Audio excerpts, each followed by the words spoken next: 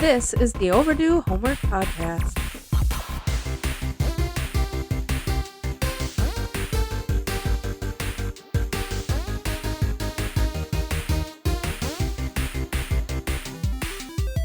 Welcome to the show. That's Trav. I'm Drew. And I'm Trav. This is the Overdue Homework Podcast, and as always, we are here to give you our opinions about 80s and 90s media. Do not forget to contact us at podcast@overduehomework.com. What are those other socials there, Trav? Facebook and Instagram at Overdue Homework Podcast, and of course the YouTube channel, Doy. Overdue Homework Podcast. Yeah, to those YouTube viewers that are watching this, thanks for watching. We're getting a good amount of views, honestly. I mean, everything is trending the right direction on our YouTube channel. Instead of having 4 views, we're having like 15, 16 views. So Boom. it's going up. Mic It's going drop. up. Thanks for watching, everybody. All right, Trav. Well, how are you doing? I'm doing really good. It's been a while since we've recorded for once. Life Take got a little busy. Break ski. Yep.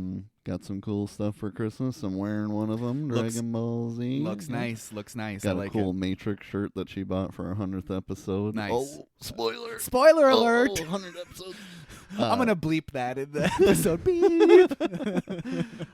But yeah, another crazy thing is I finished what I was watching with my buddies, so we started Dragon Ball, which I've never watched. Nice. But I own it all, Yes. obviously. And it feels weird as such a big DBZ Super GT fan to have not seen it. And it's amazing. It is amazing, isn't it? We're like 11 episodes in after the first 5 already. I was like, holy shit, how have I never seen this? It's super funny. It is And very it's definitely funny. way more R than I would have expected. Yes. Like, there's no way this was on kids on Cartoon Network, was it? No, not in that form. Not in the Japanese okay, form. yeah, not in, yeah. No, not in 'Cause, America. wow, Goku touching genitalia to Yes. figure out if Pat, you're a pat, boy pat. or a girl for so many episodes is hilarious. But I thought, no way was this on after school. Like, Not those versions of No, those no. episodes. And he's constantly hanging dong in all of the yeah, episodes. all of them. It's Doesn't care. But yeah, Goku's hilarious. Very And funny. the fact that it's, I'm assuming Gohan's voice actor as a kid, it's like they sound the exact same. Yeah. So it's very familiar. And Bulma's this. I mean, they're all the same all the except for Mai so far. Yes. But it's interesting, too, so you're watching the dub, not the sub. correct. Okay, because those are just easier to watch. Yeah. And the dub has been I'm so too well used to it. so well established in Dragon Ball. You're not missing anything at Yeah. all, basically. It's interesting because the female voice actor that did Goku's voice, she's passed away. Yep. Also did Child Goku, and it's the same. really? It's the same voice in the Japan. It's the exact same voice as an adult and as a kid. That's hilarious. It's the exact. That's why his voice is all weird and high pitched in the Japanese. Oh, you know, right. Yeah. It's the exact same voice. So, what was the best thing you got for Christmas? Number one. Number one. Number one. I got a lot of cool stuff. The coolest thing sounds dumb, but I got a Vikings blanket. Nice. So I don't have to steal any of Lauren's blankets there you go. anymore. That's so good. that's pretty sweet. Otherwise, it's just a lot of little stuff. Yeah. We had a pretty small limit this year. Oh, good. What was the coolest thing you got? The coolest thing I got, pardon me while I open this drawer. I got a EverDrive. Nice. So every Super Nintendo game ever made across the world. That is amazing. Yes. So it's interesting. You buy the EverDrive like this, and then you have to get your own ROMs, and then they go in the slot in the top. So I had to buy the ROMs off the internet as well. But literally every Super Nintendo game across the world ever made, including homebrew games, hacks, everything. Like There are thousands of games Japan on here. only releases and Australia only releases. The Yeah. Netherlands only releases. Like, Jeez. it's every Super Nintendo game ever made. that's awesome. So now I don't have to buy video games anymore because they're too expensive. Yeah, that's true. So I got it. I'm so pumped. That was my best gift. I also got the one for the Nintendo, but that one is not in America yet. Sure. So this guy, Chris, that makes these, Yeah. he lives and produces and makes them in the Ukraine. Oh, okay. So getting them over here takes a while Yeah. because it's a war-torn country. That's awesome. Well, we know what we're doing next time we have a chance to game. Yep, That's for sure. it's amazing, man. I got the FX Pro one, whatever you want to, FX Pack Pro, so it can play all the games that required like the games that had like the FX chip in them and the specific chips to make them work. And the coolest thing about it is you play it on the original hardware. So you just plug it into my Super Nintendo and you just head out from there and Boom. choose your game. It's almost overwhelming. Yeah. Luckily, there's an IGN. There's a curated directory of the IGN's top 100 Super Nintendo games of all time. So like, it becomes a little bit easier to find like a fun game to play because it's the top 100 games of all time. But if you're just looking through the vast library, well, it's you literally be like choose Netflix scrolling just forever. Oh man, you choose A and there's like 400 games. It's like, Jeez. oh my god. It's a little overwhelming to even decide what to play, but it's cool. I'm super pumped to actually have it. Yeah, so. that's awesome. I also got a Pokemon blanket from Santa Claus. Thanks Santa Claus. So, but we had a really good Christmas. It was really cool to see both sides of my family. Luckily, everybody lives in town here, so we didn't have to do any real traveling, and thank goodness we didn't have to this year because it was kind of bad weather around the Christmas season this year for us. Nice. So, pretty happy about that. I got the entire Jackass collection. Nice. Which was cool. Very I asked for nice. that like a year ago on some other occasion. Yeah. So I wasn't expecting it. Yeah, it's everything except for Jackass 4. Oh, nice, So, nice. Pretty sweet. That is very awesome. As those early episodes of Jackass would be interesting to watch again, like, Yeah. especially those first couple of seasons. Would They're be really really good. interesting to watch again. All right, Trav, with all of that out of the way, I used an article from ScreenRant.com in production of this podcast today, and that was by Jake D, and he has contributed to our podcast on numerous occasions through his Screen Rant writings. So thanks a lot, Jake. Thanks, Jake. And of course, our homework review for this week is Total Recall from 1990. And so with all that out of the way, Trav, we're going to bid the dear YouTuber goodbye. Don't forget to check out our podcast anywhere you podcast. Thanks for watching this intro showcase. And don't forget to check out the sneak peek of a little chunk of this episode a little bit later on throughout the episode. And always, always, always like and subscribe. Go to like and subscribe our podcast wherever you podcast. All of those things helps grow our podcast. So please do that. Download, like, subscribe, leave comments, everything and anything. So goodbye, dear YouTuber. Goodbye. All right, back to the podcast. Like I said, homework review today. Total Recall from 1990, directed by Paul Verhoeven. David Cronenberg was the original director.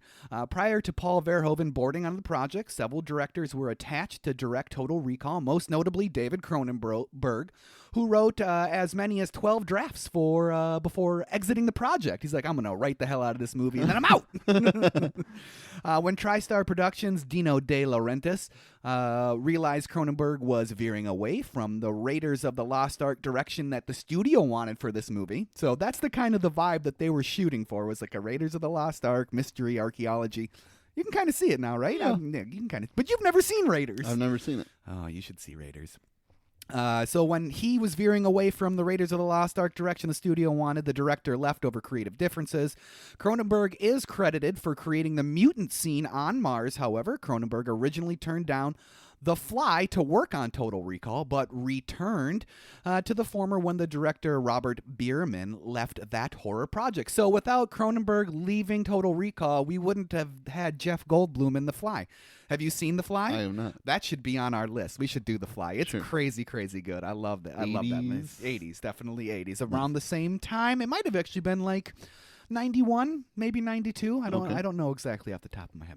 All right, screenplay by Ronald Shusett, Dan O'Bannon, and Gary Goldman. Story by Ronald Shusett, Dan O'Bannon, and John Povell, based on We Can Remember It For You Wholesale by Philip K. Dick. For some reason, We Can Remember It For You Wholesale is difficult for me to say. I don't know why. Produced by Buzz Fettesans and Ronald Shusett, starring Arnold Schwarzenegger, of course, as Douglas Quaid / Carl Hauser. Which name do you like better? Do you like him Douglas Quaid or do you like Carl Hauser better? Quaid. Quaid is a way better. Quaid's way better. Rachel Ticontin as Melina. Sharon Stone as Lori. Love me some Sharon Stone. She's Obviously. a shining bright star in this movie. I love her Definitely. in this movie. Ronnie Cox as Velos Cohagen. Michael Ironside as Richter, Marshall Bell as George / Quato. He did the voice for Quato, which is interesting. That It is doesn't weird. really sound like him No, at it all. doesn't. It's a good voice. Michael Champion as Helm, Mel Johnson Jr. as Benny, Roy Brocksmith as Dr. Edgemeyer. Now, that's a face that you've seen in many movies, right? Dr. Edgemeyer, like that face, he's like everywhere in 80s and 90s movies. Yeah. He's a very familiar face. Rosemary Dunsmore as Dr. Renata Lull. Cinematography by Jost Vacano. Edited by Frank J. Uraste. Music by Jerry Goldsmith. Produced by Carlico Pictures. Distributed by TriStar Pictures. Released June 1st, 1990. It had a budget of $48 to $80 million. Hey. Yeah, somewhere in there. Box office of 261.4 million, and that is 647.9 million in 2025. It won an Oscar. That's awesome. That's crazy, right? Yeah, that's crazy. It won an Oscar for Special Achievement for Best Visual Effects. To give you an idea what type of movie wins this type of Oscar, Toy Story won this Oscar in 1994. Okay. So, Total Recall, Toy Story. Yeah. Yeah. All right, Trav, with all of that out of the way, should we head on over to the breakdown? Let's break it down. Let's break it down. Oh, I love that. All right, Total Recall 1990. What a piece of 1990, right? This is Definitely. such a straddle point from those 90s action films into or 80s action films into 90s action films. It feels like it's really the stepping stone for these types of movies to move out of the 80s and into the 90s, Yep. released in 1990. Absolutely love it.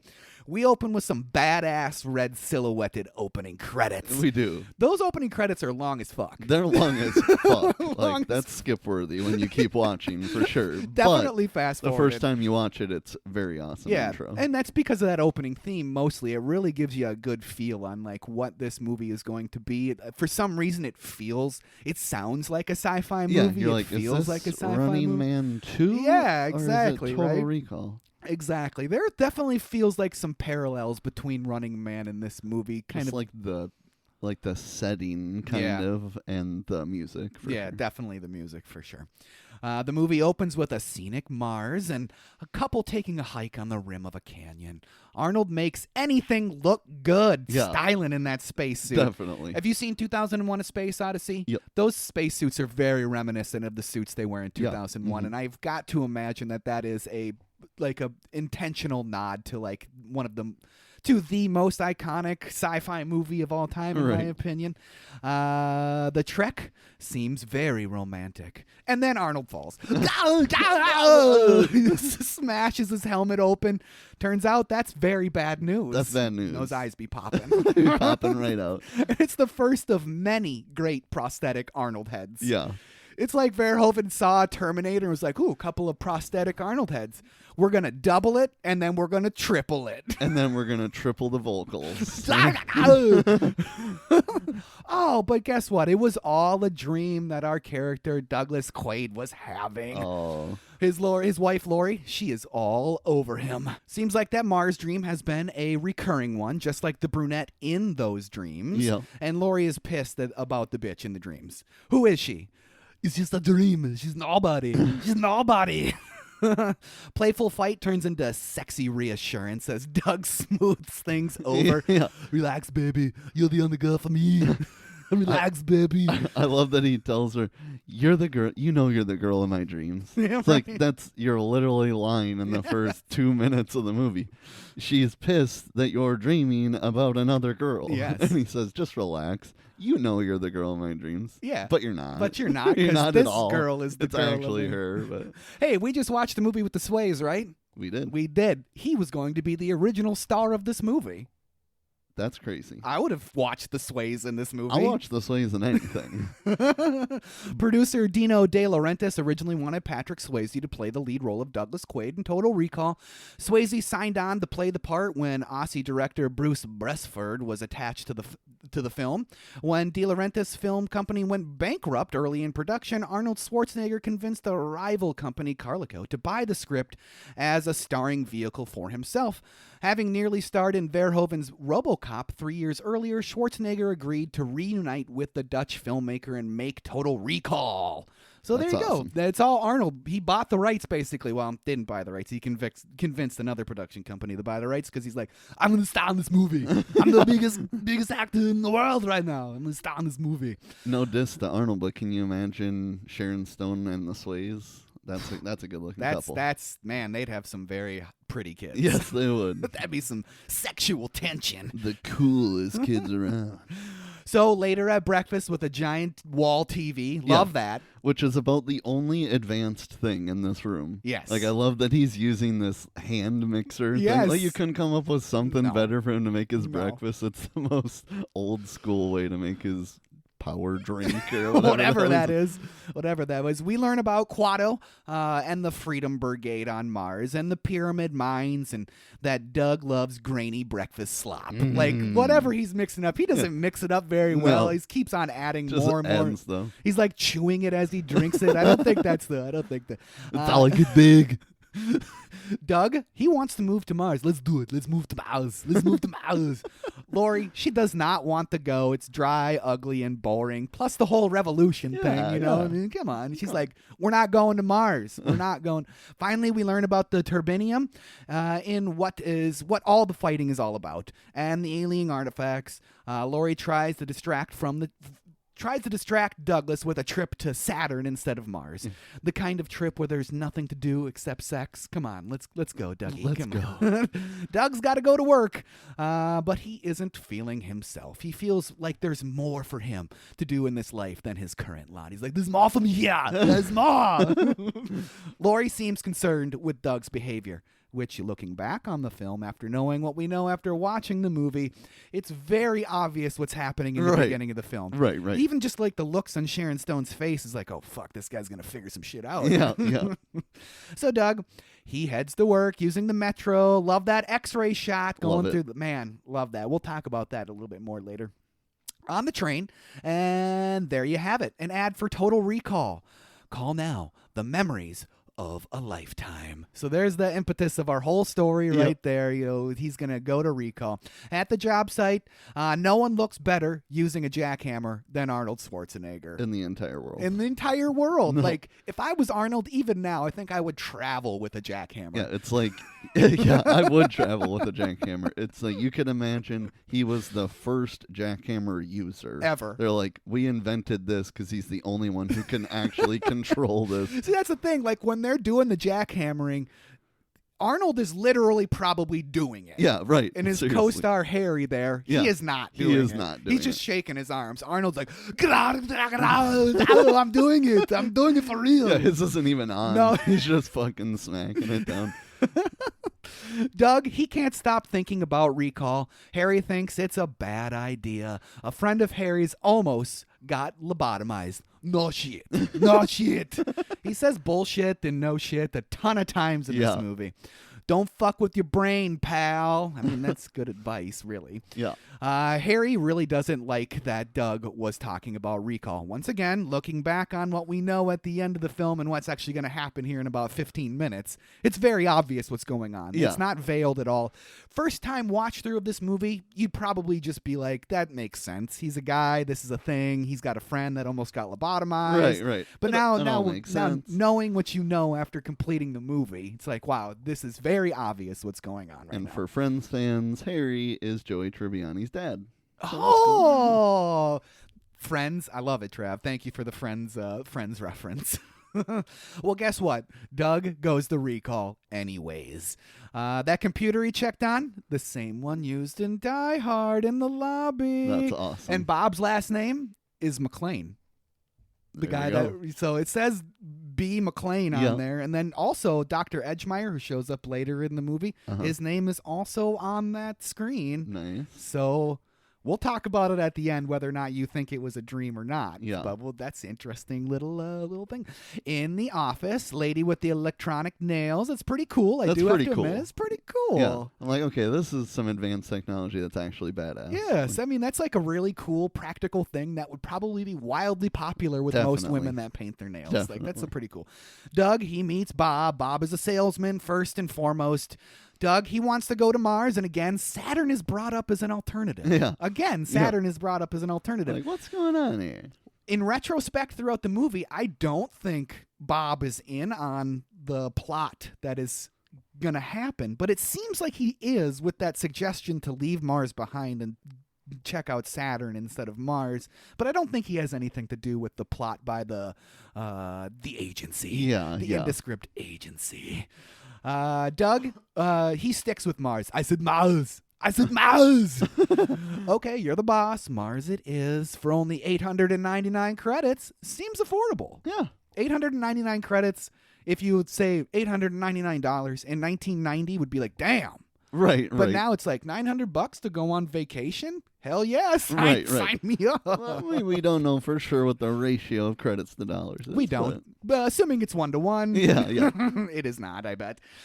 You get the whole 2-week package, and yes, that includes the prostitutes. That includes You get to handpick and design your prostitute. Doug is sold on the idea. He's going to do it. He even springs for the secret agent option. Top operative. People are trying to kill you. You're going to go all in.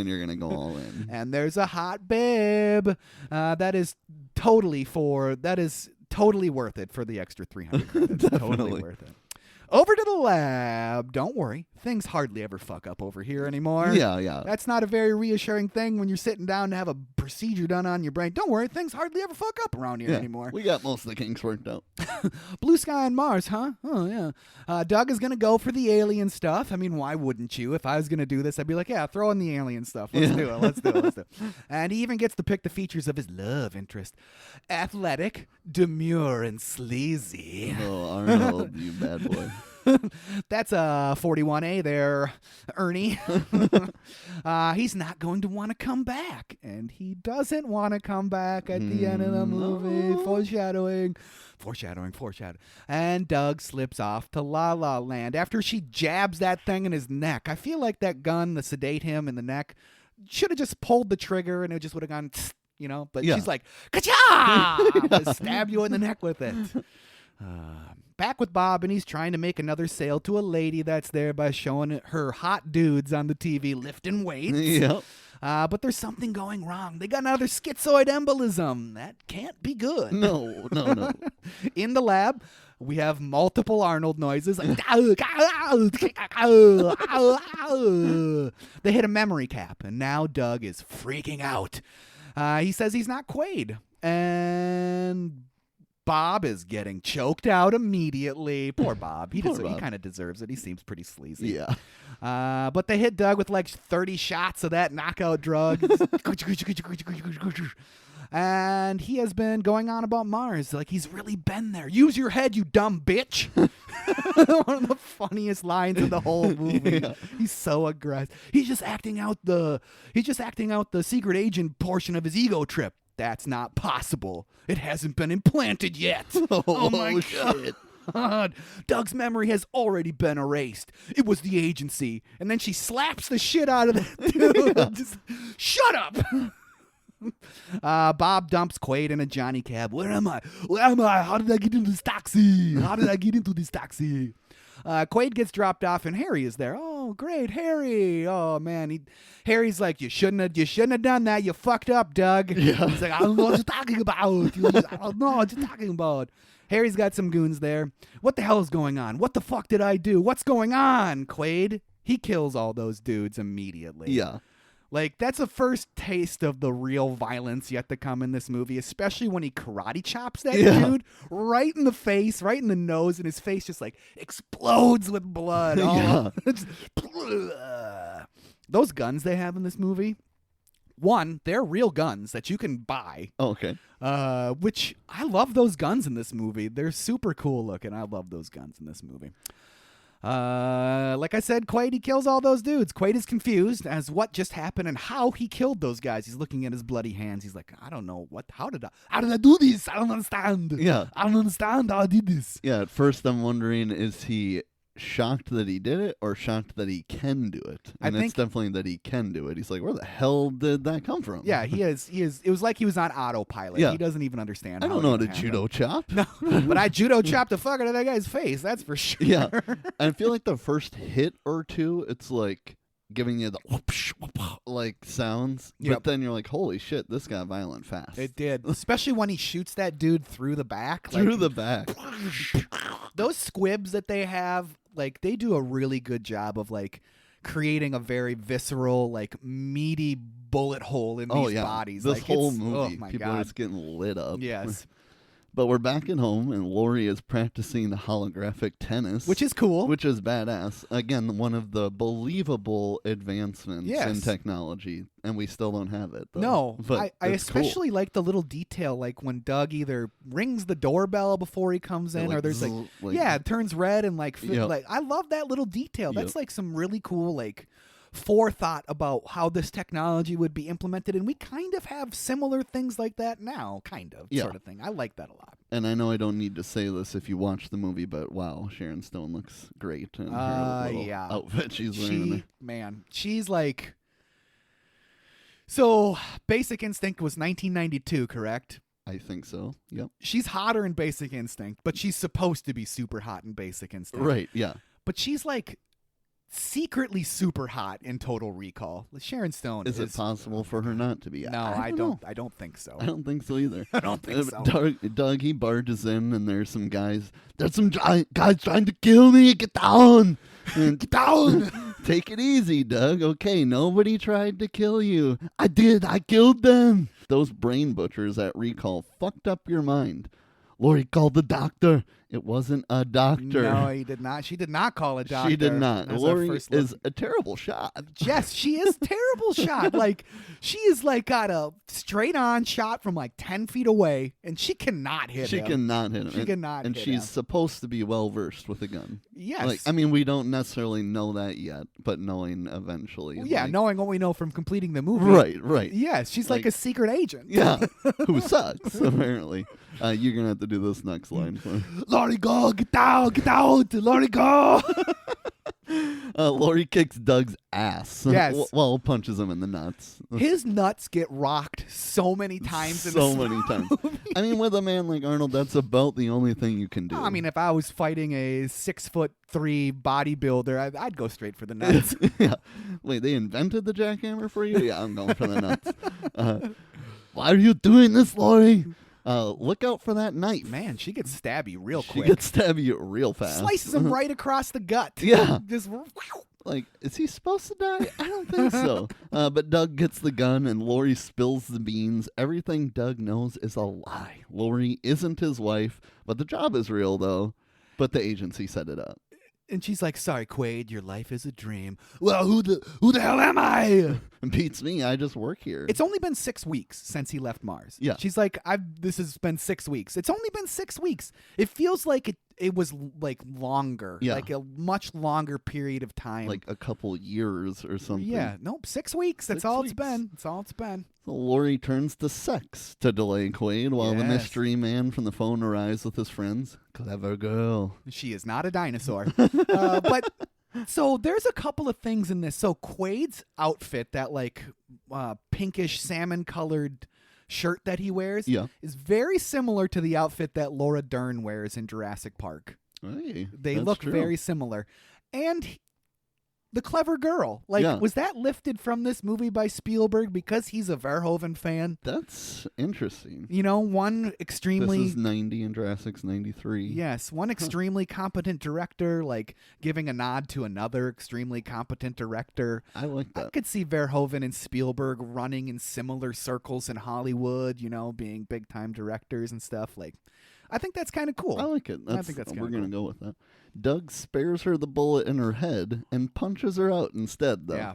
So that's brutal. Yeah, very brutal. Doug hits the bricks, and Richter and his friends get to Doug's apartment. Richter and Lori, they are lovers. Yeah. Which not is weird. believable. No. It's not believable. Very weird. Sorry, it's just not believable.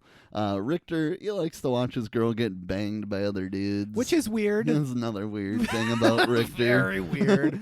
But Richter's buddy is tracking Quaid with the most ridiculous non-advanced tracking device. Again, it's like you couldn't just like put a screen on a calculator. No. Like give me something smaller. Right. It's just this. I'm supposed to believe in 2084 you're running around with what looks like a fish finder or one of those Rapala fishing Right. games with a screen on it. No. Which it was made by Casio. Did you notice that? It's I made didn't by see. it said Casio I underneath. didn't see who made it. Oh my gosh, that was rough. Quaid is headed for the subway, and Richter, he means to kill Quaid. Yes. So, yes. yeah, he's going to try to do that. What if they bring him back? Not a chance. Not a chance. So the chase is on. Yay. And subway go. Yep. Revisit the x-ray wall. He's got a gun. Can't go over it. Can't go around it. Gotta go through it. Then Quaid is diced to shreds. You would think so, jumping think through that so. thing. So, you know, that X-ray machine thing that we've gone through twice now. Yep. It's the first like really extensive use of CGI animation in a movie in Hollywood, period. They developed all of this software and stuff to be able to just have the computer generate it with some inputs, and like, you know, they did the whole thing with the balls on the people and filmed Yep. people walking and stuff like that.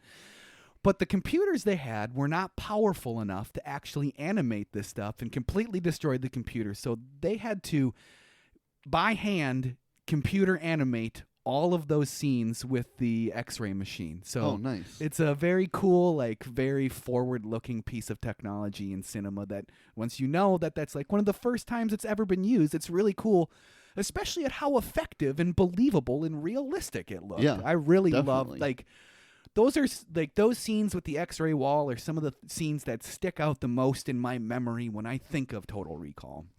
I really like those scenes in the movie. They're very cool to me. So he doesn't get diced to shreds. No. He's good. No matter what, Quaid can't outrun the tracker. No, he can't. The escalator shootout. That's graphic. Very graphic. It was intense. It's honestly one of my favorite parts of the movie. Yes. This poor soul that's the body shield just getting fucking obliterated like Ben Stiller in Tropic Thunder, just annihilated. Very And true. it's like, oh my gosh. And the bullet holes, like you said, Yes. popping out of the body is crazy. But Yes. they don't give a shit. Like, no, it doesn't matter what civilian dies. They're No. just trying to get Quaid. But they're not trying to kill him, right? They're just trying to capture him. Well, at this point, Richter is trying to kill Quaid. Yep. Yeah, Richter is trying to kill him. So this scene and the scene at the end when Richter's arms get chopped off, and then there was one more scene, all had to be edited down to get an R rating. Originally, this scene, the arm chop-off scene, and I wish I could remember what the other scene is. I'm sure I remember when we ran across it. Were originally much more graphic, much longer, and led to this movie having its original rating was an NC-17 rating. That's crazy. So those had to be edited down. Even more graphic. Even more graphic. And I also, I mean, it's obvious, but it's funny that Quaid is such a dead-eye shot Yes. with everything. Like, this body just gets like 12 bullets, and then he pulls it down, one shot, and they just get blown to shreds. Oh, man. Those dudes at the top of the escalator, especially the African-American gentleman that gets, like, shot a couple of times and, like, blood comes pouring out of his mouth. I was like, dang, dude, like, that is graphic. Crazy. But Quaid, he gets away. He does. And he shoots himself onto a moving train. He did. And Richter and the crew light that bitch up. No regard for human life. No regard. Just annihilating everybody in there, hypothetically. Everybody. Well, yes. But my God, he does not care. He just Uzi that bitch. No regard for human life. Arnold Schwarzenegger suffered multiple hand injuries. In this movie. Interesting.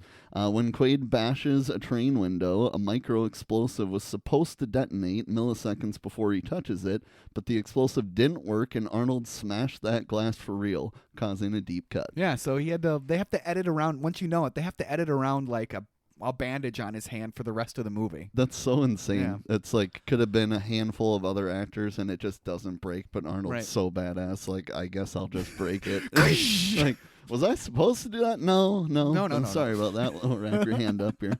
But on the train, and there's a commercial for a real live spaceship holiday. Oh, where was that earlier? And Quaid wouldn't be in this mess. Yes, no, he wouldn't be. But Richter, he takes a call from Cohagen, and Cohagen wants Quaid alive for reimplantation. So this is when Richter gets like, what are you doing, dude? Why are you trying to kill hundreds of people to kill Quaid? This is the first instance where Cohagen has to like reel Richter back in. Yeah. Like, I can't believe by like the third or fourth time he's telling Richter to like just obey orders, he doesn't just kill him. You know, honestly. Yeah. We're back in place with Lori. Richter is still intent on killing Quaid. Yeah. Quaid makes it topside and heads for the Hotel Ritz. So this movie was shot in Mexico City. The subway area that we see a lot of the beginning of this movie takes place in was actually in the Mexico City subway. So that's a real location that they had to do basically no change to.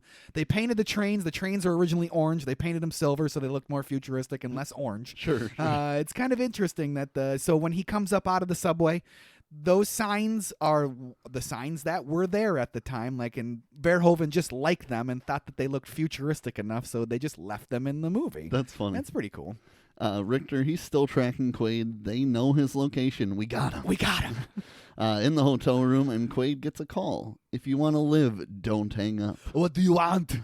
You've been bugged. Who are you? Never mind. Grab a wet towel and wrap it around your head.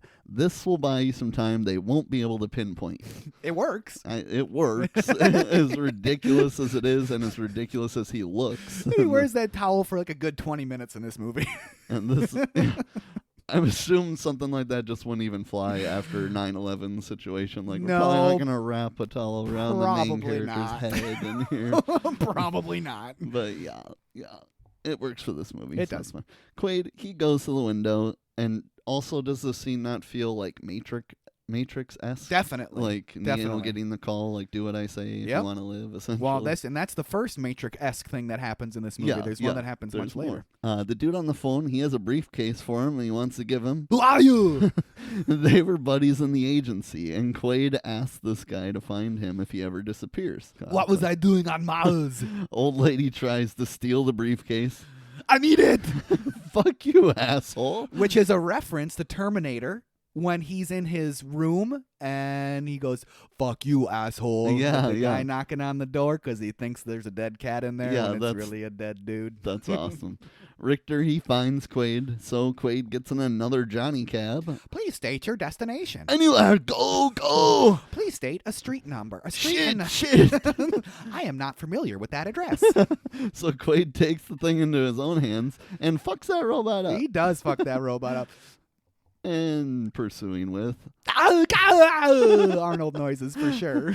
And off Quaid goes in the new Johnny-less Johnny cab while Richter and crew shoot it the fuck up. And he's just doing like donuts. Spinning in circles. Well, I mean, he is using a joystick to drive this car. And Richter's got an Uzi that he just unloads on that car and does not hit anybody. No. And it's like basically like a windowed shelled car. Like, Quaid would have been dead. He would have been done for. They suck. But Quaid, he makes it to somewhere. The fare is 8 credits, please. Sue me, dickhead. Johnny Cab explodes, and Quaid has to jump out of the way. Go! Go! That's like my favorite one of the whole movie. It makes me laugh every time. One, why does the Johnny Cab choose to like freak out at that point and go flying into the wall and explode? And then when Arnold turns and looks at it, he's got that briefcase and the gun in one hand. He just jumps out of the way. It's go! Go! I just love that one so much. That's like funny. The least intense Arnold noise he could make. So they're just like, give us the least Arnold thing you can do. I can do that. I can do that. At the factory hideaway featuring tons of rats. And some sweet gear and money. The red money, because it's Mars money. Because it's Mars money. A hollow wristwatch. We got some much-needed backstory. Howdy, stranger. Howdy, stranger. You are not you. You are me. No shit. From Quaid, or Hauser. Quaid is walking Quaid is a walking blackmail letter. Yeah, which is Cohagen should have just. I mean, we understand later that Cohagen and Hauser were friends, but ultimately, this seems like a lot of work when you could have just put a bullet in his head and ended the whole situation. Definitely. He gained sympathy for the resistance and a lady. Ooh. And that sweet tracking device removal scene. Yeah, like. I keep saying one of the best scenes of the movie because there's a lot of best scenes of the movie in this movie, but man, I love that scene. So that's the other Matrix-esque one, or is this that's another one? That's another one. Stomach for Neo, but Yep. this one's nuts, and is this another Arnold prosthetic head though that you're talking yes, about? this is another Arnold prosthetic head. But shove that thing up your nose till you hear it crunch. Ooh, just pull it out. And then just pull it out. Pursuing with more. There's no way that ping pong ball size thing would have been able to come out of his nose. No. Like his nostril would have gotten blown out. Right, yeah, it could come out, but then his nostrils fucked. And then it after that. opens up, and the tracking device is inside that little thing. Yeah. Why not just put that in there? Yeah, why does it have to be in the ping pong? To make it really hard to pull out. Yeah, Apparently not too hard, though. Not too hard for Arnold. Richter picked up on the explosion, and they're on their way. Quaid has to get his ass to Mars. The Mars Hilton Ooh la la. used the Brubaker ID at the desk. I'm counting on you, buddy. Don't let me down. Get your ass to Mars. Get your ass to Mars.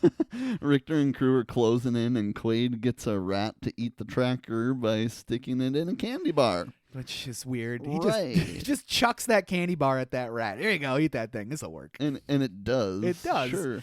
So Richter and the crew shoot the hell out of those rats. Over there! Over there! Over there! And they're just like, there's obviously nobody around. Obviously no Quaid around. They're just indiscriminately firing their guns everywhere. Yeah.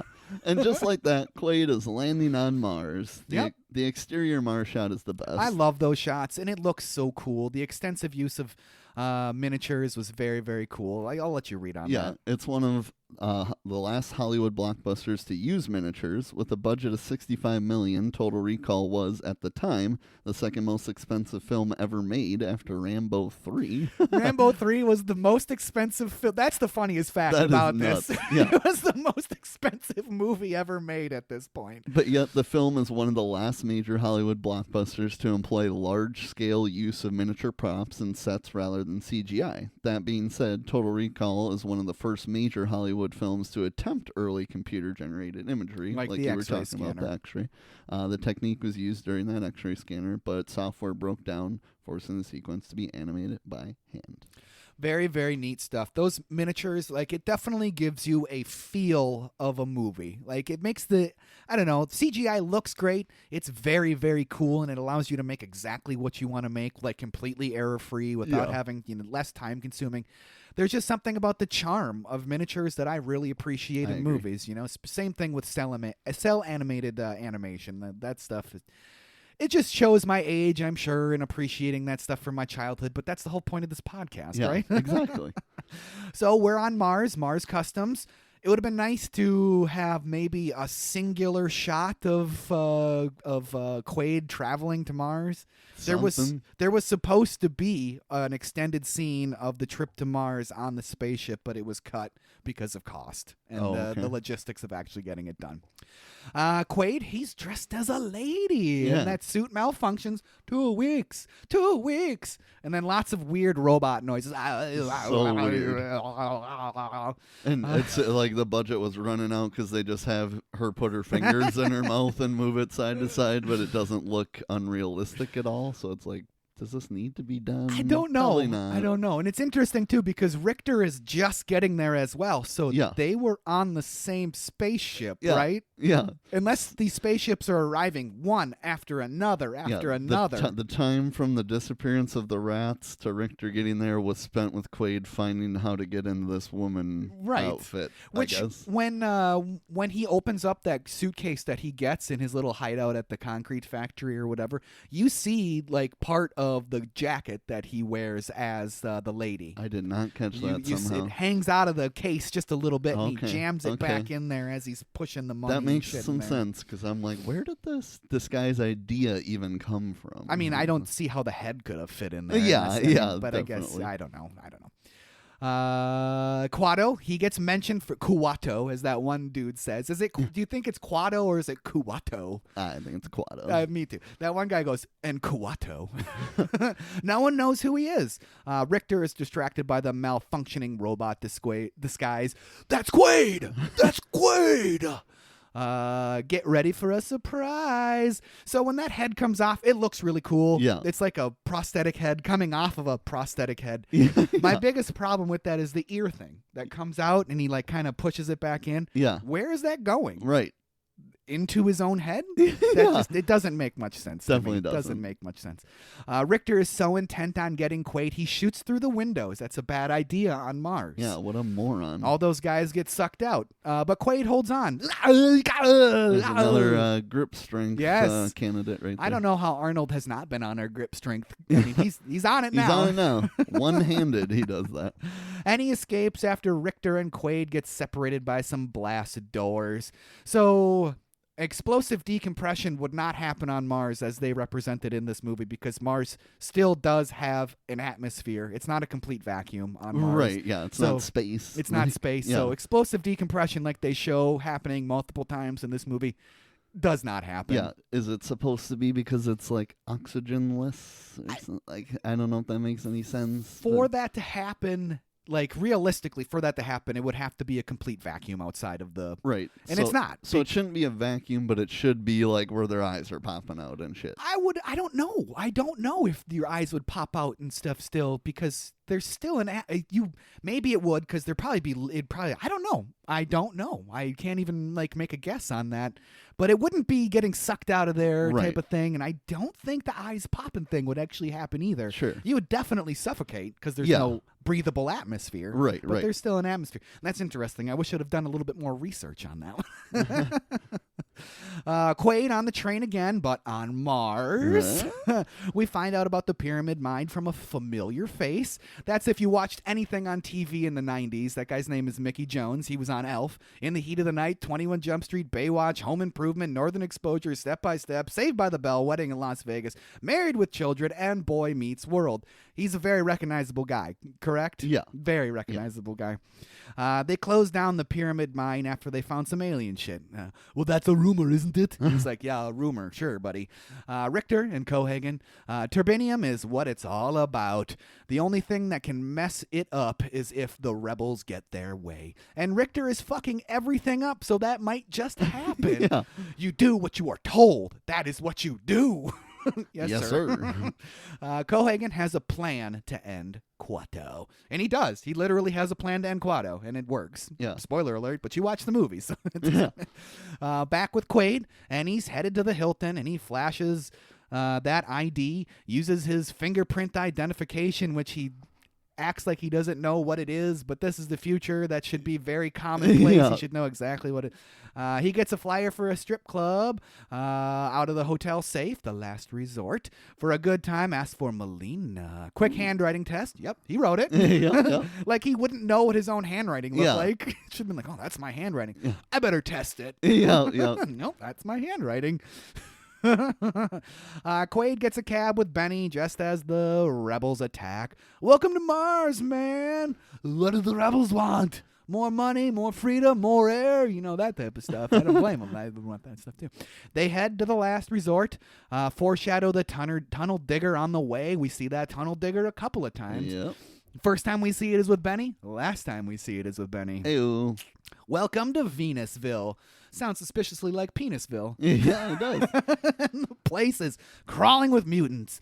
Genetic damage from the cheap domes because the solar radiation altered people's DNA. The air was dirty, altering people's DNA. And there you go. We got mutants on Mars. Mutants. You think that'd be a bigger deal? You'd think so. I feel like that'd be a big I deal. think so.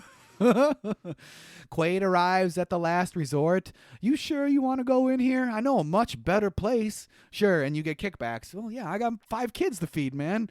Here's a wad of cash. Take them to the dentist. Inside the last resort, and Quaid is looking for Melina. She's busy. Mary, here, she's free, and she's got 3 tits. She does have 3 tits.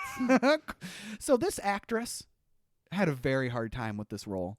She felt very bad about having 3 boobs and felt like she was exploited, really hated the fact that she was in this movie, refused to do talk show gigs because of it and all this stuff, and basically left Hollywood because of it. That is insane. Yeah, she hated it. I Absolutely hated guess it. I don't understand what it is. She did not like it at all. None of them were her actual boobs. No, that was all very fake. She Huh. just was not into it at all. She wanted to show her actual boobs. I don't know. She's like, why can't I show my actual 3 tits? Quaid flashes some cash and gets Melina's attention. Something ain't right here. And that one guy, Tony, his face looks like a vagina. It does. Which It is, does. what's his name from Breaking Bad? Brother-in-law. Yes. Hank from Hank, Brother-in-Law. yes. Or from Breaking Bad. Yes, it's Hank. Melina and Hauser. What have you been feeding this thing? Blondes. Tony is pissed. You got a lot of nerve showing your face around here. Relax. You'll live longer. You'll live longer. Melina and Quaid, they find some privacy. She knows everything about Quaid, and they used to be lovers. But she's pissed because she thought he was dead. And Quaid doesn't know who Melina is. Yeah. Whoops. And he drops the Quaid bombshell on her. This is because of Cohagen. And he erased my memory and dumped me on Earth. So there you go. Melina thinks Quaid is still working for Cohagen. You've got to help me remember. Get out. Get out. People are trying to kill me. I said get out. Benny, out in the bar, copping a triple boob feel, reconnects with Quaid. Man, let me ask you something. You ever fuck a mutant? What a funny line to end that scene on. Take me to the hotel. That line was unneeded. So unneeded. Man, let me ask you something. You ever fuck a mutant? No. In the hotel, and Quaid is chilling with a little TV. He's like, I'm just going to relax, watch some TV. People out to kill me. Who cares? Okay. Until there's a knock at the door, and it's a doctor from Recall. Turns out Quaid is still in the Recall machine. Oh, Did you suspect that was what was happening on your first watch through, that he was still in? No. I didn't. No. No. Looking back on it, you can see how it could be, though, right? Right, Yes. yes. Yes. I get it. I'm dreaming. No, it's a free-form delusion. You are inventing as you go along. It's the schizoid embolism. There's some really good symbolism in this scene, too. You can see Quaid's reflection in the mirror. You can't see Edgemeyer's, or was it Edgemeyer? Is that his last name? Dr. Edgemeyer? I can't remember what his last name is now. I think so. You can't see him in the mirror. And he says that he's not really there. Some interesting symbolism. I did not catch that. God Interesting symbolism. Everything after the implant procedure has been a dream. You paid to be a secret agent. What about the girl? She's an exact match to the girl you wanted. Guess who's there? It's Lori. Hey. Sweetheart, I want you to come back to me. Bullshit. What's more believable? You're a secret agent involved in an interplanetary conspiracy, or that you're a construction worker on Earth? Stop punishing yourself, Doug. You've got to want to return to reality. Let's assume that I do. Then what?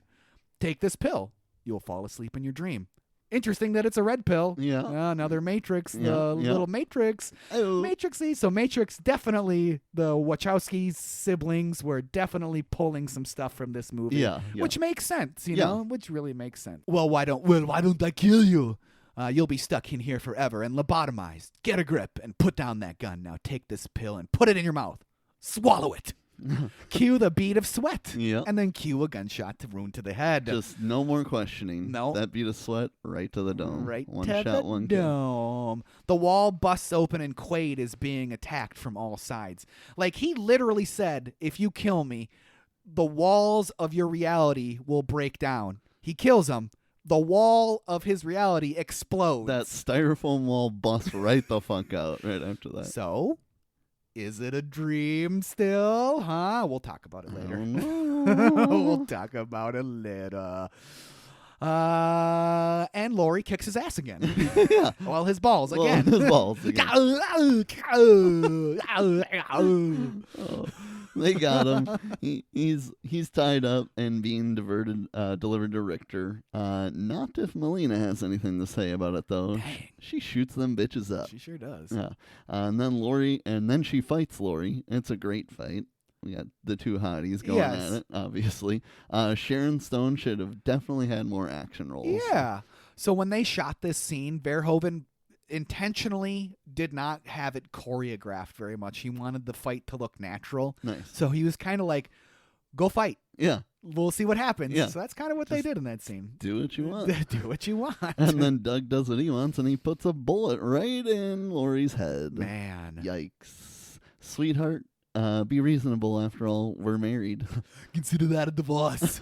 That was your wife? What a bitch. So Arnold was supposed to say, he was originally supposed to say, not consider that, he was supposed to say it before, he was supposed to say, consider to Lori. Like, consider this a divorce. Boom, Lori. But Verhoeven thought it made Quaid look like a cold-blooded killer.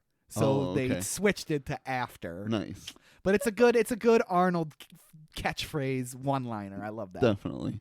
Melina is going to take Quaid to Quado, and Richter is pissed. His girl is dead. No. It's personal now. Even more I'll never get personal. another girl like her.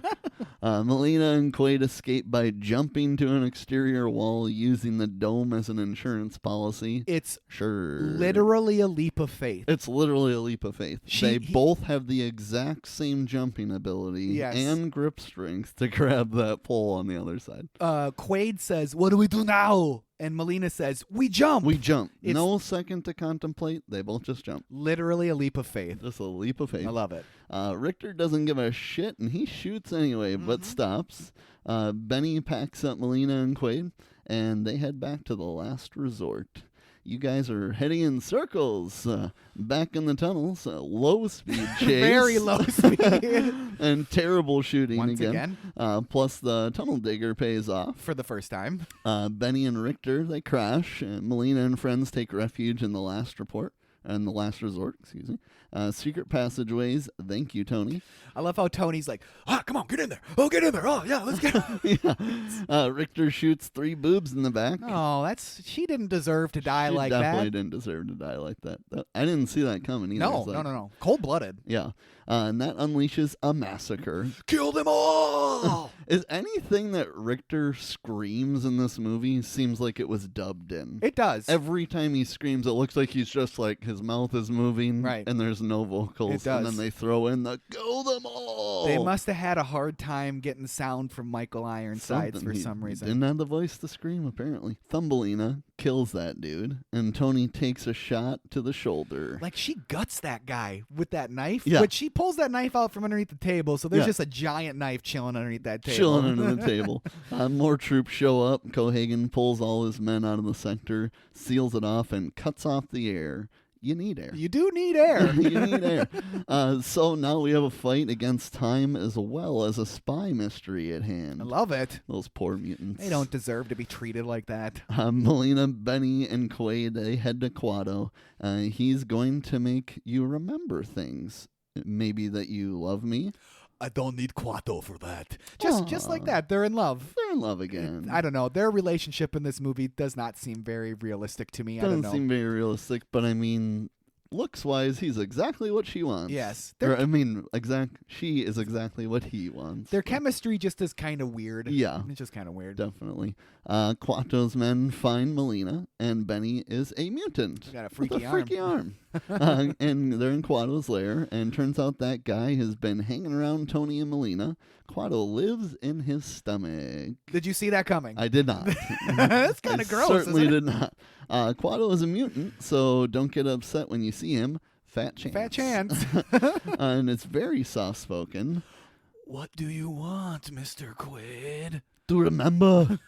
Please take my hands. He actually does it. Yuck. Yuck. Open your mind. Open your mind. And we get our first good glimpse at the alien megastructure. I love the look of the alien stuff in this movie. I think Definitely. it's so cool. I Yeah. love it. And the mining operation. And Cohagen doesn't want whatever this thing is turned on. It could cause a meltdown on a planetary scale. So I don't get it. So it's ice. Is the turbinium in the ice? Is the ice turbinium? Is the ice like on top of turbinium? Is it the same thing? Are they different things? I got a super hard time understanding a boat from this point on. Like, I don't quite grasp 'Cause the turbinium and That's where they're mining the turbinium from, right? Is Yeah. from the Pyramid Mountain? right? That's what I thought. Right, exactly. I just don't quite. I'm guessing that the ice and the turbinium are kind of like intertwined within each other. It must That's be. what I figured. I don't know. And it would ruin all the turbinium. Quado gets his answers. Quado was a well-constructed puppet. Although Verhoeven butted heads with special FX designer Rob Bottin on RoboCop, the two agreed to reunite on Total Recall. Verhoeven gave Bottin total control over the design of the film, resulting in an Academy Award. That's awesome. Very cool. One of Bottin's most memorable achievements was the creation of Quado, which required 15 puppeteers to control at once. Marshall Bell wore a full bodysuit, and the head was fully animatronic, taken from the Spanish word quata, which translates to twin. Bottin's creation was deemed so lifelike that strangers often approached Verhoeven on the streets asking if Marshall Bell was some kind of freakish Siamese twin. Apparently, Marshall Bell had the same thing happen to him after this movie. People were asking, like, do you really have a Siamese twin? That is insane. That's how realistic and crazy this movie was in 1990. Yeah, that's nuts.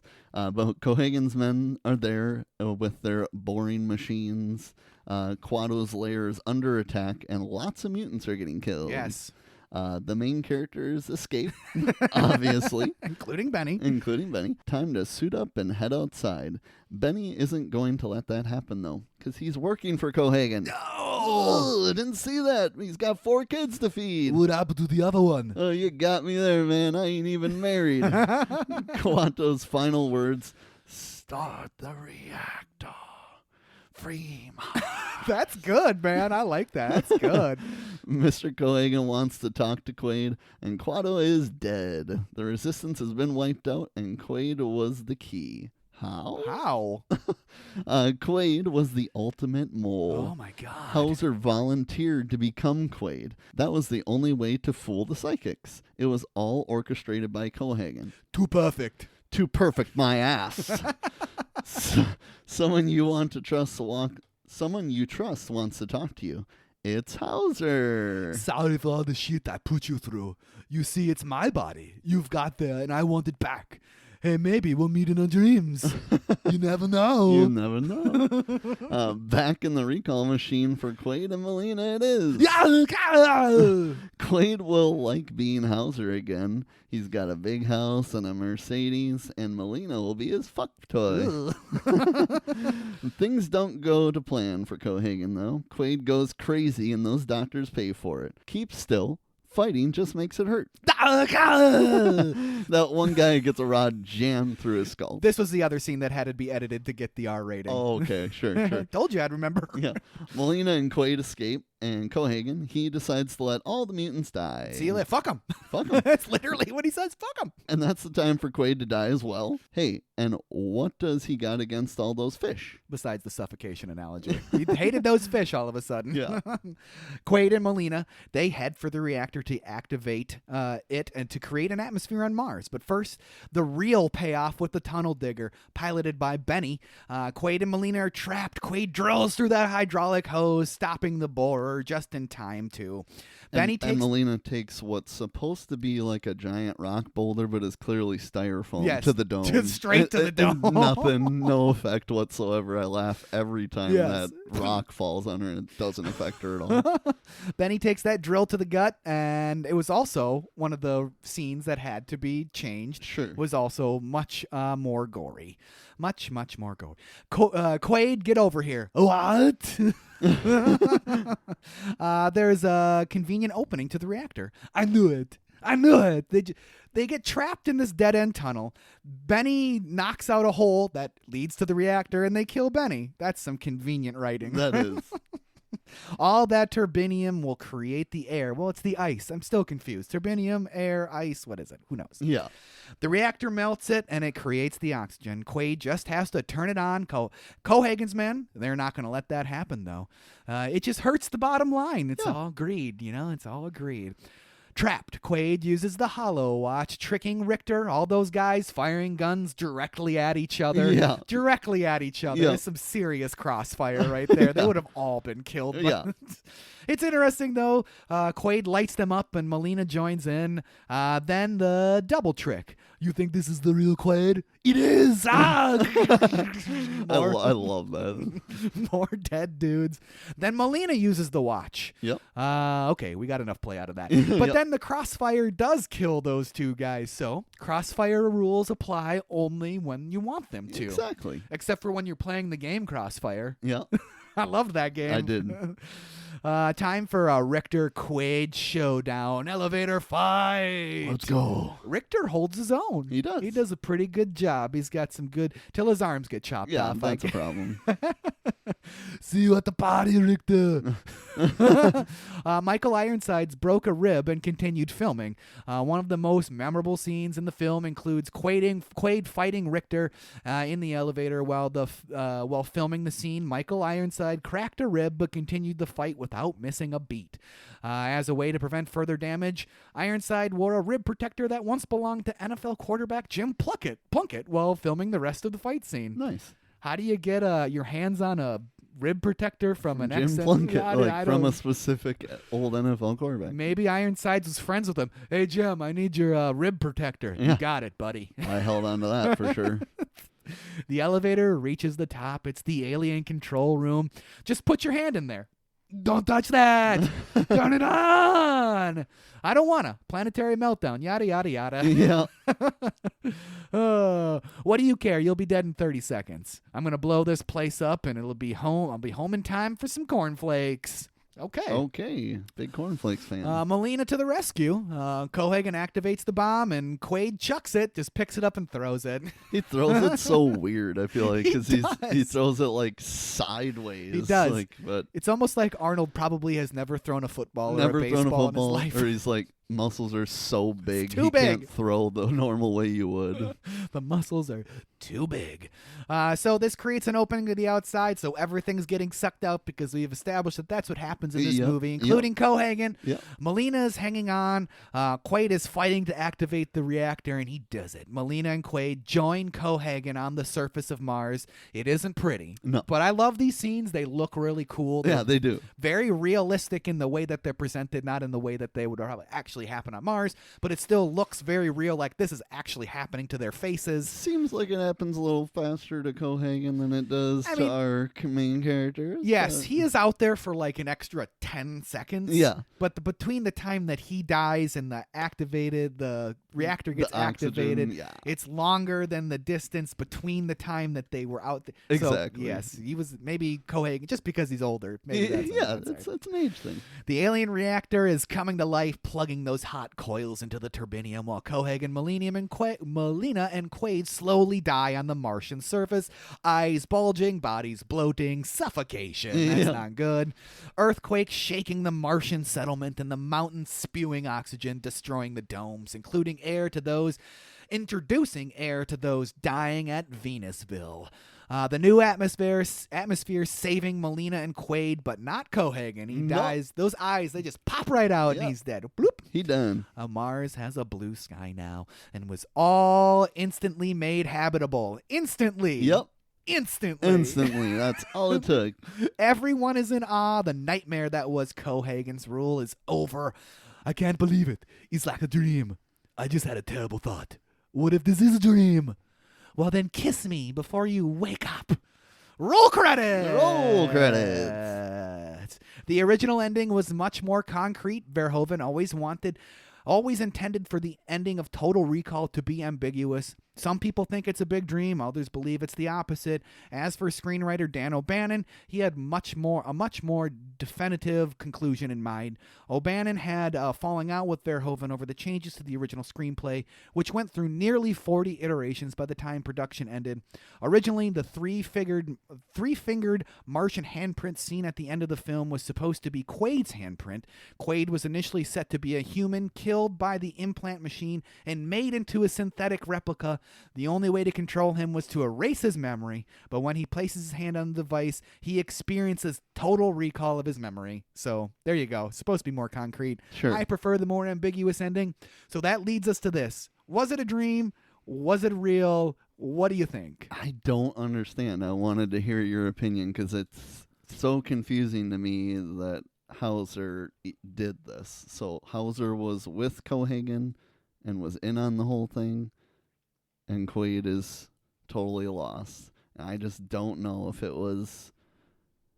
It seems crazy because his wife also doesn't believe that. No. But she knows that he used to work for Cohagen. Yes. So I don't know. My mind can't even grasp it. I watched it so many times and I can't come to a conclusion if it was a dream or did it actually happen. I think it was a dream. And at the end, he is being lobotomized. That's why we get that super bright light coming in that covers the whole screen to roll, because it's a fade to white instead of a fade to black. Yep. So fade to white, he's not dead, but he has been lobotomized in the recall chair, mostly because of the scene with Dr. Edgemeyer, whatever his name is, in the symbolism with him saying, "I'm not really here." He's not in the reflection in the closet door, and then also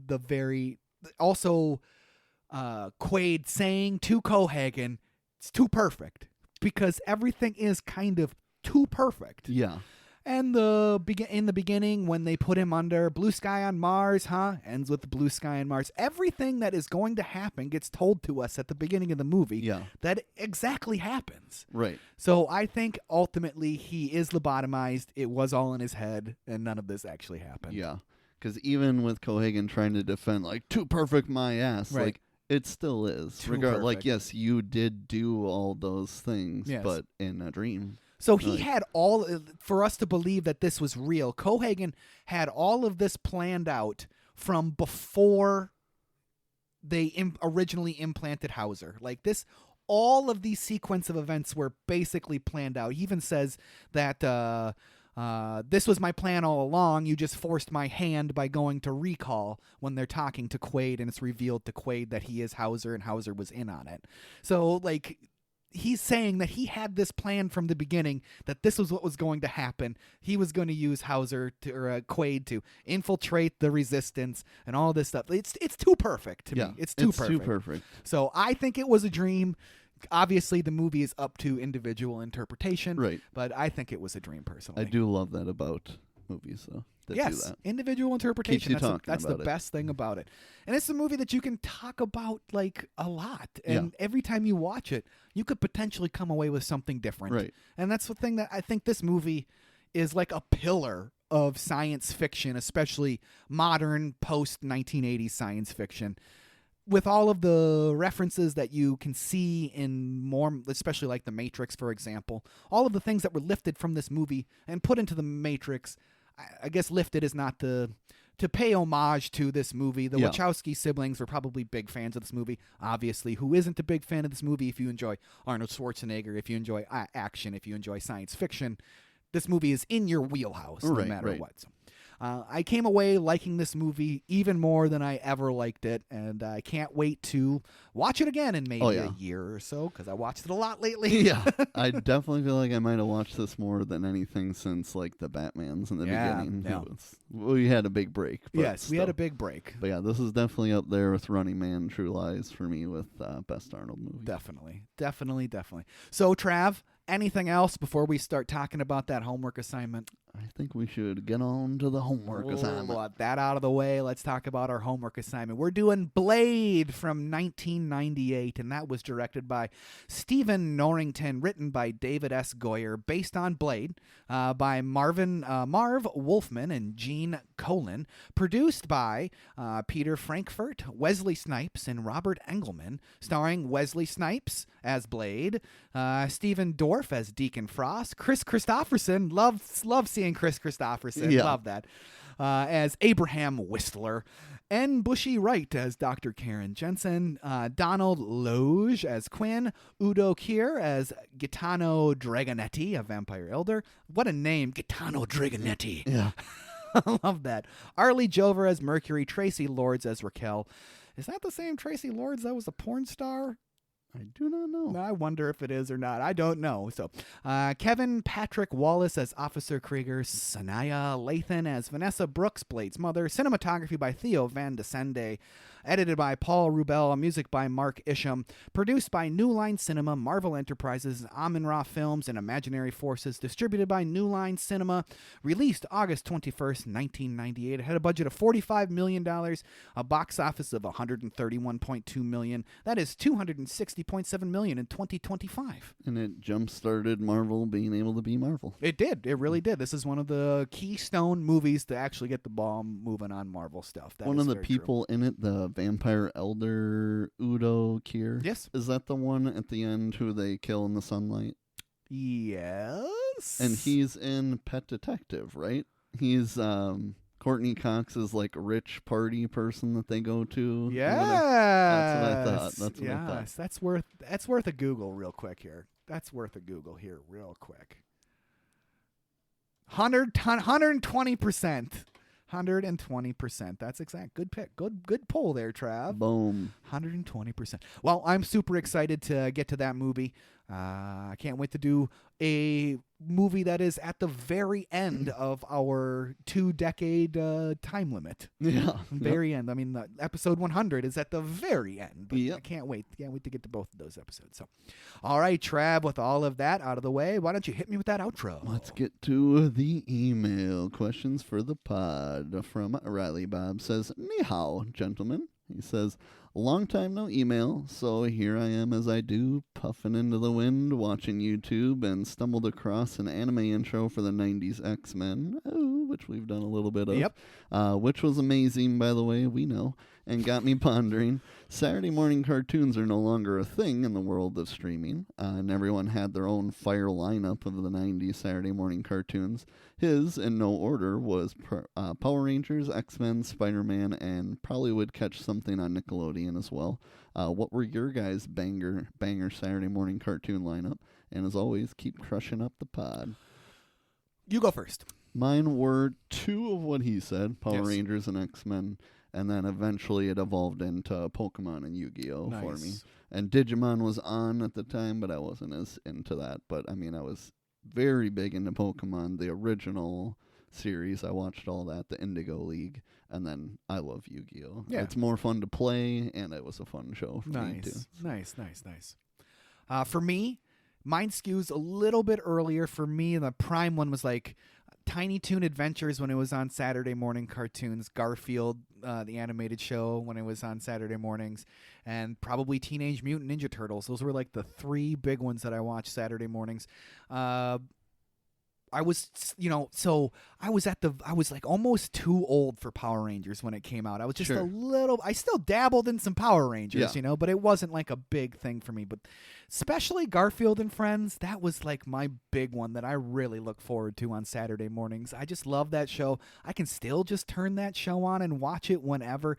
My kids hate it. I'm like, why do you hate this? It's so funny and good. Yeah. But what you gonna do? Those are my three big ones.